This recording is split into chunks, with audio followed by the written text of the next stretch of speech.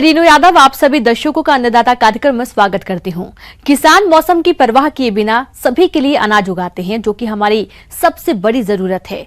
यही किसान हमारे देश की अर्थव्यवस्था का निर्माण भी करते हैं और अगर वही गरीब होंगे तो देश की प्रगति नहीं हो सकती। ऐसे ही किसानों की प्रगति के लिए हम खेतीबाड़ी से जुड़ी बहुत सी नई लाभकारी जानकारियां हर रोज सुबह लेकर आते हैं। तो चलिए कार्यक्रम शुरू करने से पहले देखते हैं क्या है आज के अन्नदाता में। मशरूम की खेती करके कमाए अच्छी आय।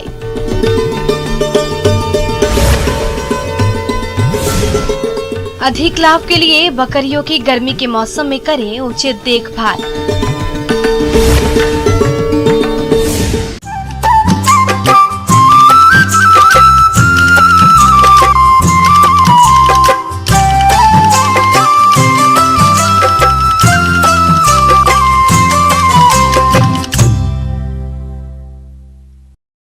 किसान भाइयों, यूं तो हमारे प्रदेश के बहुत से किसान विभिन्न तरह की फसलों की खेती कर अपनी आजीविका चलाते हैं। इसके साथ ही अगर कोई किसान फसलों के साथ साथ मशरूम की खेती भी करना चाहे तो इससे भी वो कम समय में अच्छा मुनाफा कमा सकते हैं। तो मशरूम की खेती किस प्रकार से लाभकारी है, देखिए हमारी ये खास रिपोर्ट।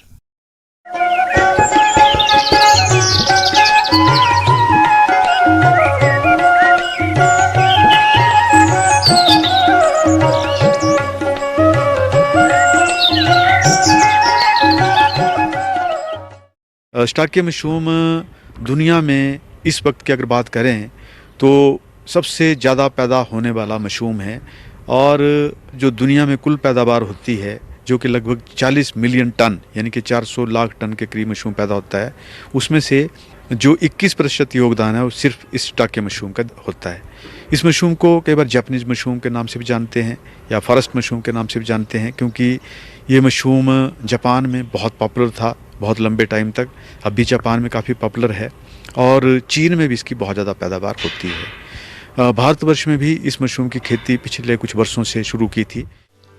शिटाके मशरूम, जिसे जापानीज और फॉरेस्ट मशरूम के नाम से भी जाना जाता है, इस मशरूम का हमारे जो किसान भाई उत्पादन करना चाहते हैं वह किस तरह से करें इसकी खेती, आइए जानते हैं। खेती करने के तरीके हैं, दो तरीके हैं इसके। एक तो वुड लॉग्स के ऊपर यानी कि पेड़ों के जो तने होते हैं उनके टुकड़े काटे जाते हैं, 3-4 फुट का टुकड़ा बना करके उसके ऊपर बिजाई करते हैं, ड्रिलिंग करते हैं, उसके ऊपर बीज को मिक्स कर देते हैं। फिर इन स्टैक्स को हम स्टोर करते हैं, कुछ टाइम के लिए स्टैकिंग कर लेते हैं। 7-8 महीने में उसका बीज फैलता है उसके अंदर इनके ऊपर, और फिर स्टैक्स को खड़ा कर देते हैं और इसके ऊपर से मशरूम निकलना शुरू होते हैं। इस तरह से जो वुड लॉग्स होते हैं 5-6 साल तक फिर पैदावार देते रहते हैं। लेकिन इस मेथड से मशरूम को पैदा करना थोड़ा मुश्किल है, क्योंकि एक तो कई कॉन्स्टेंट्स हैं। एक तो पेड़ों की अवेलेबिलिटी होनी चाहिए, दूसरा हम इसको ओपन में कर सकते हैं क्योंकि जो पेड़ के जो लॉग्स होते हैं उनको बाहर ही रख पाएंगे। अब इस वजह से जो एक और मेथड इसमें इजाद किया गया है वो है सिंथेटिक लॉग मेथड। इसमें लकड़ी का जो बुरादा होता है, विशेषकर जो चौड़े पत्ते वाले पेड़ होते हैं उसकी लकड़ी का बुरादा लिया जाता है और उस बुरादे को पानी में भिगोया जाता है पहले, और लगभग 17-18 घंटे भिगोने के बाद जब उसमें मॉइस्चर कंटेंट लगभग 55% के करीब करीब हो जाए उस वक्त इसमें चोकर या राइस ब्रान उसके अंदर मिक्स करते हैं 20%, और उसके बाद इसको पॉलीप्रोपाइलिन बैग में लगभग 1 किलो से लेकर 1.5 किलो के हिसाब से भर देते हैं।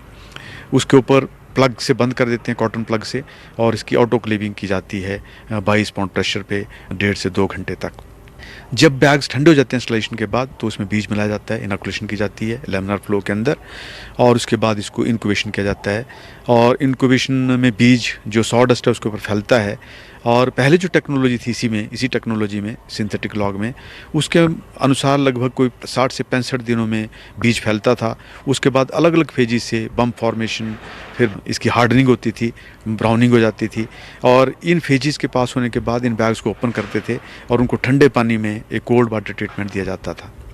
और लगभग जो पहले फसल निकलती थी कोल्ड वाटर ट्रीटमेंट के बाद 5-6 दिन का टाइम लगता था फ्रूट बॉडी बनने में, जो कि अगले 5-7 दिन में बड़े हो जाते हैं। और पहला जो हार्वेस्ट मिलता था 75 दिनों से लेकर 90 दिन के बाद मिलता था। लेकिन पिछले कुछ सालों से हम इसके ऊपर काम कर रहे थे और हाल ही में हमें इस टेक्नोलॉजी को यूज कर करके हम 45 दिन में पहला हार्वेस्ट ले सकते हैं।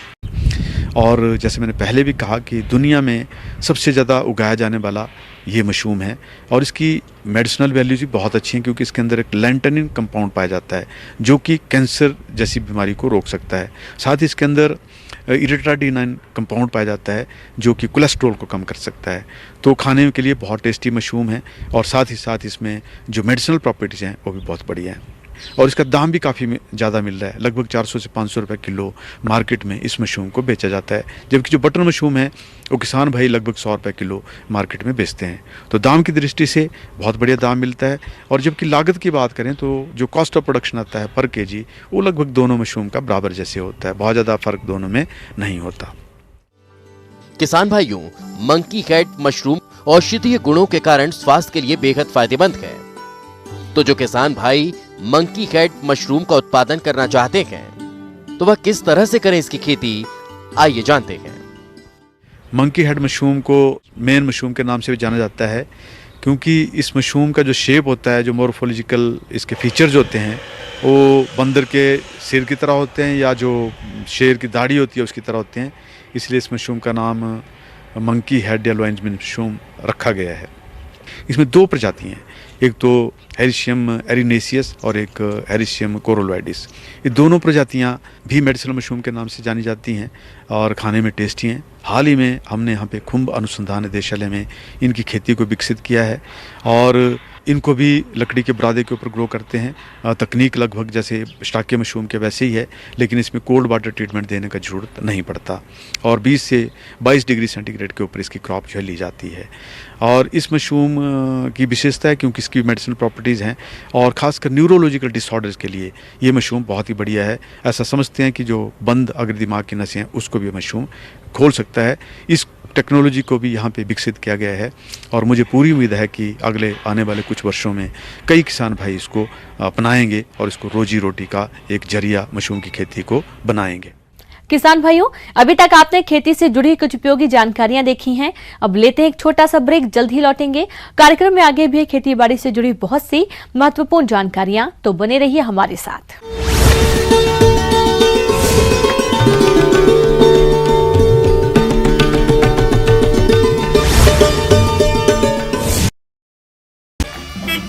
जब आएगा ऑटो में रिपोर्टर, रोज रात 8:26 पर।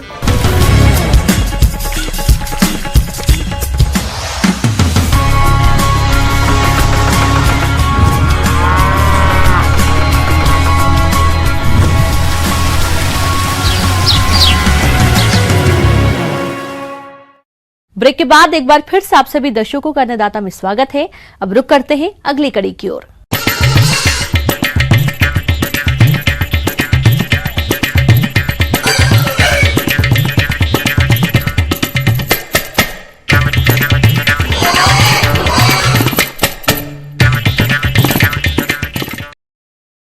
किसानों को खेती बाड़ी के साथ अन्य कृषि व्यवसायों को अपनाना होगा जिससे कि वो अपनी आमदनी बढ़ा सके और ऐसे किसानों के लिए बकरी पालन काफी लाभदायक साबित हो रहा है।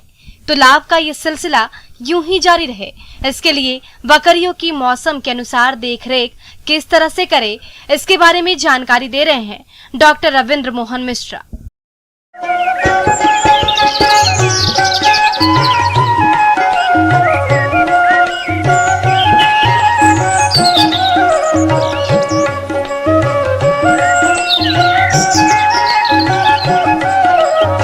कि मेरे बकरी पालक किसान भाइयों, आप सबको नमस्कार। बकरी पालन के लिए यह मौसम उपयुक्त होता है क्योंकि हम जानते हैं कि बकरियों को सूखा एवं गर्म पसंद है। प्रदेश में बहुत से लघु और सीमांत किसान बकरी पालन व्यवसाय को अपनाकर अच्छा लाभ कमा रहे हैं और इसी लाभ को देखते हुए जिन किसानों ने बकरी पालन व्यवसाय कर रखा है वे किसान गर्मी के मौसम में बकरियों की उचित देखभाल करें ताकि आपकी बकरियों में किसी प्रकार की समस्या न आए। तो ऐसे में बकरी पालक किसान भाइयों को मेरा पहला सुझाव होगा कि जब भी आप अपनी बकरियों को चराने ले जाएं तो प्रातः काल का समय का ज़्यादा प्रयोग करें या फिर दोपहर के बाद का जब धूप की जो रोशनी कम होती है तब आप लेके जाएं। चूँकि गर्मी का दिन है, जब आप बकरियों को वापस चराने के बाद घर ले आएं तो उसके लिए पहले से ही पानी का स्वच्छ साफ सुथरा पानी का व्यवस्था अवश्य करेंगे। इन प्रबंधन के अलावे आपको यह सुनिश्चित करना है कि जब बकरी चर के आती है तो उसके लिए एक छायादार वृक्ष हो या फिर कोई ऐसा छायादार जगह हो जहां बकरियां आराम से अपने पाचन क्रिया को संचालित कर सकें, जिसे हम लोग पागुर करना या पाज काटना बोलते हैं।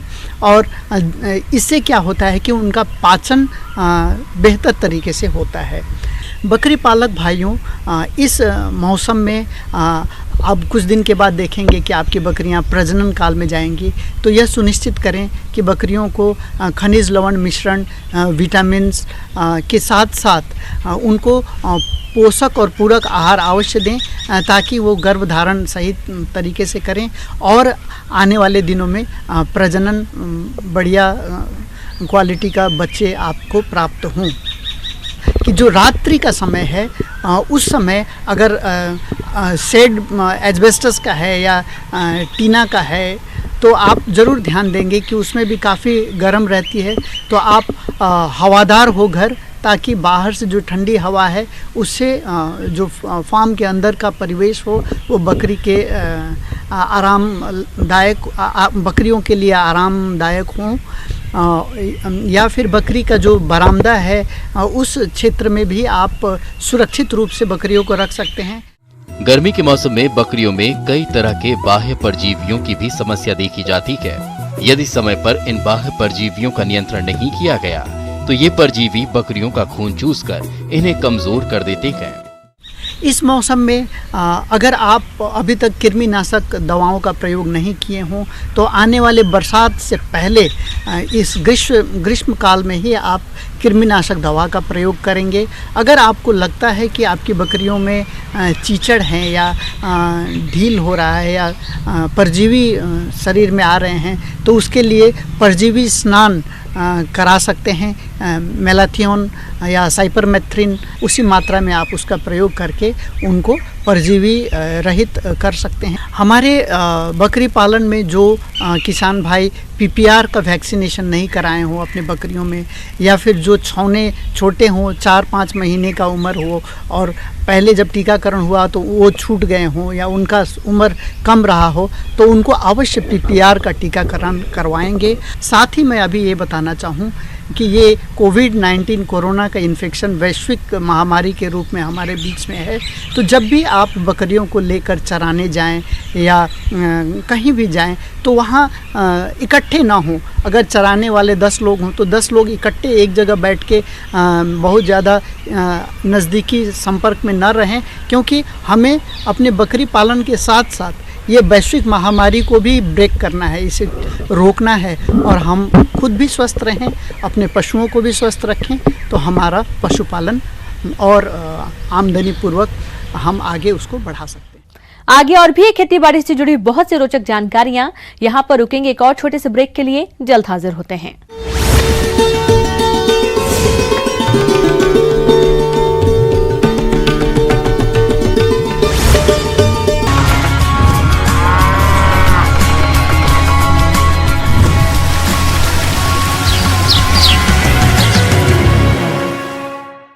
ब्रेक के बाद एक बार फिर से आप सभी दर्शकों का अन्नदाता कार्यक्रम में स्वागत है। बढ़ते हैं अगली प्रस्तुति की ओर।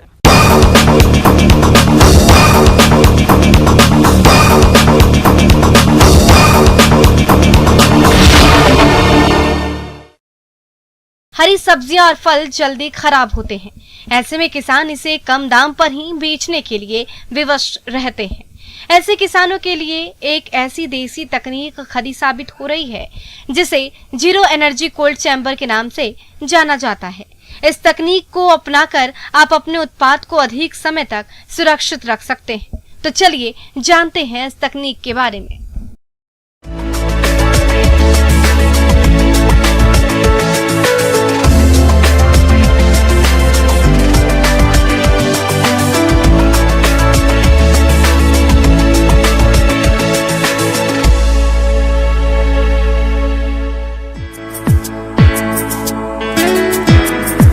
जीरो एनर्जी कूल चैम्बर यानी शून्य ऊर्जा प्रशीतन प्रकोष्ठ बनाने के लिए साधारण वस्तुएं जैसे ईंट, बालू, बांस, खसखस या पुआल, जूट के बोरों की सहायता से इसे बनाया जा सकता है।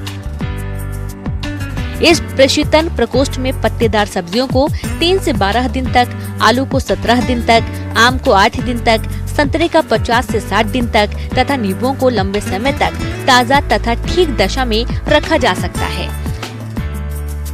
इस विधि से सब्जियों और फलों को बाजार में ज्यादा समय तक उपलब्ध कराया जा सकता है। शून्य ऊर्जा शीत कक्ष है, जीरो एनर्जी कूल चैम्बर। तो इसमें एक्चुअली गांव घर का हम फ्रिज भी इसको कह सकते हैं। तो ये जो हम लोगों ने बनाया है ये छोटे साइज़ में बनाया है, जो कि खुली जगह में होना चाहिए। और जैसे कि गृहिणियाँ जो है गांव घर में इसको आंगन में या जहाँ पर खुला हुआ है सूर्य का प्रकाश पर्याप्त मात्रा में मिलना चाहिए। तो इसको बनाने की बहुत मतलब विधि जो है बहुत ही सरल है। इसमें क्या है, ईंटों की दीवार है, जैसे आप देख पा रहे हैं यहाँ पर कि ईंटों की दीवार के बीच में इसका गैप इतना रखा जाता है और इसके बीच में जो है आपका रेत भर दी जाती है और इस रेत को लगातार गीला रखा जाता है। निर्माण की विधि: भंडारण कक्ष को पानी के स्रोत के पास किसी ऊंचे स्थान का चयन करें।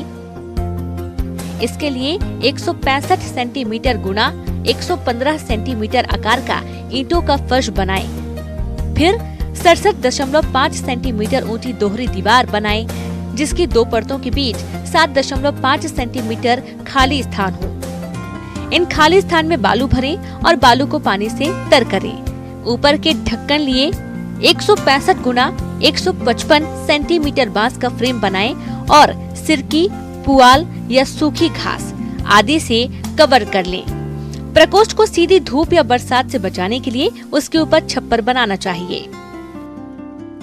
तो हम लोगों ने यहाँ पर किया हुआ एक छोटा सा बनाया हुआ है, जैसे आप देखें ये बाल्टी है, बाल्टी में पानी भर दिया गया है और पाइप से इसको हम लोग जो है गीला इसको करते हैं। तो पाइप को अगर हम लगातार इसमें छोड़ दें तो पानी धीरे धीरे उसमें आता रहेगा और गीला होता रहेगा। और जहाँ अगर पाइप और बाल्टी की सुविधा नहीं है तो उसको आपको बाल्टी से भी लेके और अपने आप हाथ से भी इसको कोई मग वगैरह से लेके डाला जा सकता है।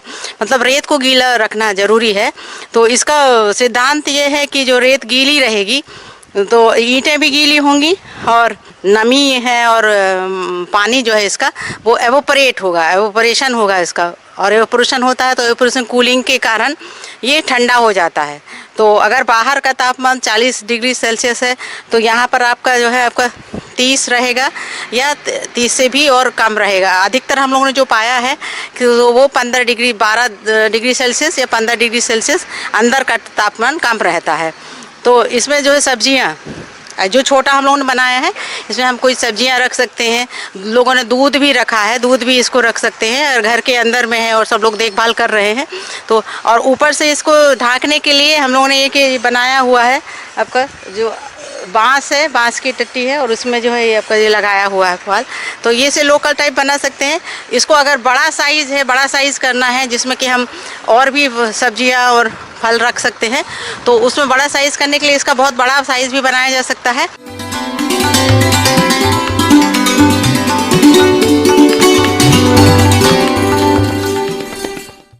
अन्नदाता हेल्पलाइन निशुल्क फोन संपर्क सेवा के माध्यम से आपके द्वारा पूछे गए प्रश्नों में से एक या दो महत्वपूर्ण प्रश्नों को हम अपने कार्यक्रम में शामिल करते हैं और इसी के तहत आज का चयनित प्रश्न और उसका जवाब इस प्रकार है। अन्नदाता निशुल्क फोन संपर्क सेवा के माध्यम से पूछे गए प्रश्नों में से आज हमने जिस प्रश्न को कार्यक्रम में शामिल किया है उसे पूछा है ग्राम धमला, जिला डूंगरपुर के कृषक सूरज वर्मा ने। आप लौकी की फसल से अधिक उपज लेने के उपायों के बारे में जानकारी चाहते हैं तो सूरज वर्मा जी आपकी जानकारी के लिए प्रस्तुत है कार्यक्रम का ये अंश।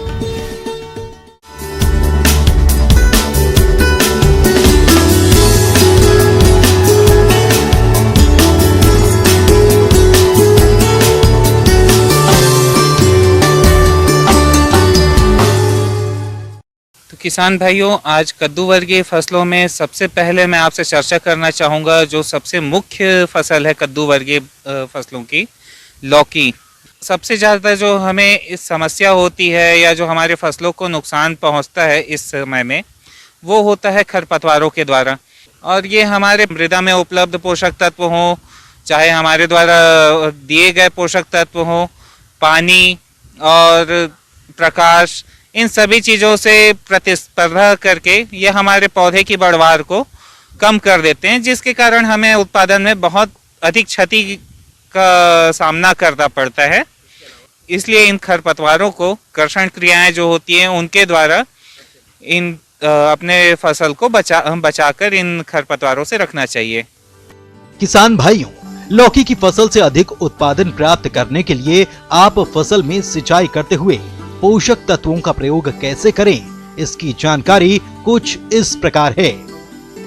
सिंचाई प्रबंधन हमारे फलों के उत्पादन, सब्जियों के उत्पादन में बहुत महत्वपूर्ण भूमिका रखता है। सामान्यतः जो लौकी की फसल होती है उसमें 3 से 5 दिनों के अंतराल में सिंचाई की जाती है। इसके बाद हम बात करते हैं पोषक प्रबंधन की। पोषक प्रबंधन में हमारे किसान भाइयों, आप सभी ने NPK और FIM का बेसल डोज सभी ने दिया हुआ है। उसके बाद अभी खड़ी फसल में हमें आवश्यकता अनुसार 19-19-19 जो NPK है उसका 2 किलोग्राम प्रति एकड़ की मात्रा 200 लीटर पानी में स्प्रे करना चाहिए, जिससे पौधों को पर्याप्त मात्रा में पोषक तत्वों की उपलब्धता रहे और उनका विकास और वृद्धि अच्छी हो। इसके बाद अगर हमें आवश्यकता पड़ती है, जब पौधे पुष्पन की स्थिति में हो उस समय हम 05234 PK का जो स्प्रे है वो करें 2 किलोग्राम प्रति 200 लीटर पानी में, जिससे पौधों में फलन अच्छी हो और अच्छी पैदावार हम प्राप्त कर सकें। किसान भाइयों, लौकी की फसल को कुछ कीट और रोग अधिक नुकसान पहुंचाते हैं, इसीलिए आप इनकी पहचान कर नियंत्रण के लिए क्या करें, इसकी समस्त जानकारी कुछ इस प्रकार से है। इसी श्रृंखला में अगला जो प्रबंधन आता है वो होता है फसल सुरक्षा। फसल सुरक्षा में हमें जो सर्वाधिक परेशानी होती है वो होती है रेड पंपकिन बीटल नामक कीड़े से। इसके प्रबंधन हेतु हमें क्लोरोपायरिफास का 20 किलोग्राम का डस्ट जो है प्रति एकड़ के हिसाब से डस्टिंग करनी चाहिए। इसके अलावा ये हम लिक्विड फॉर्म में भी कर सकते हैं और उचित होगा कि हम क्लोरोपायरिफास के साथ साइपरमेथ्रिन का जो कॉम्बिनेशन आता है उसे भी हम 2 लीटर प्रति एकड़ के हिसाब से स्प्रे करें। इस कीट के अलावा कुछ वातावरणीय रोग जो है वो भी हमें लौकी की फसल में नुकसान पहुंचाते हैं, जिनमें प्रमुख है पाउडरी मिल्ड्यू। पाउडरी मिल्ड्यू पौधों की पत्तियों में सफ़ेद पाउडर जैसा जम जाता है, जिससे पौधों में प्रकाश संश्लेषण की क्रिया बाधित होती है और पैदावार पे नुकसान होता है। ये मौसमी कारणों से ज़्यादा होता है, जैसे हमारी खड़ी फसल में पुष्पन के समय जब बादल आते हैं या बारिश हो जाती है, जिसके कारण हमें अक्सर पाउडरी मिल्ड्यू रोग का सामना करना पड़ता है। इसकी रोकथाम के लिए हमें कार्बेंडाजिम मैंकोजेब का जो कॉम्बिनेशन आता है उसका 20 ग्राम प्रति पंप के हिसाब से स्प्रे बना के घोल कर स्प्रे करना चाहिए। तो किसान भाइयों, मेरे द्वारा बताई गई बातों को ध्यान में रख के आप अपने फसल की पैदावार को बढ़ाएं और अच्छी उत्पादन प्राप्त करें।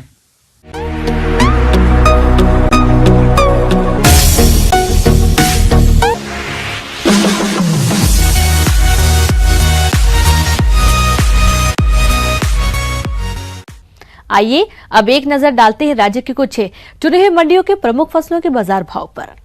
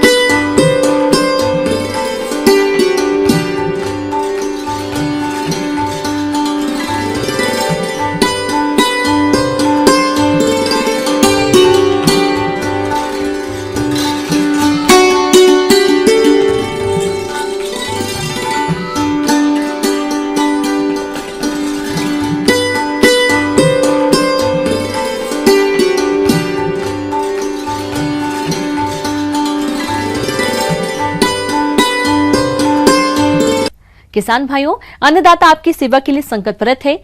कृषि संबंधित समस्या एवं सुझावों के लिए आप हमें इस पते पर संपर्क कर सकते हैं।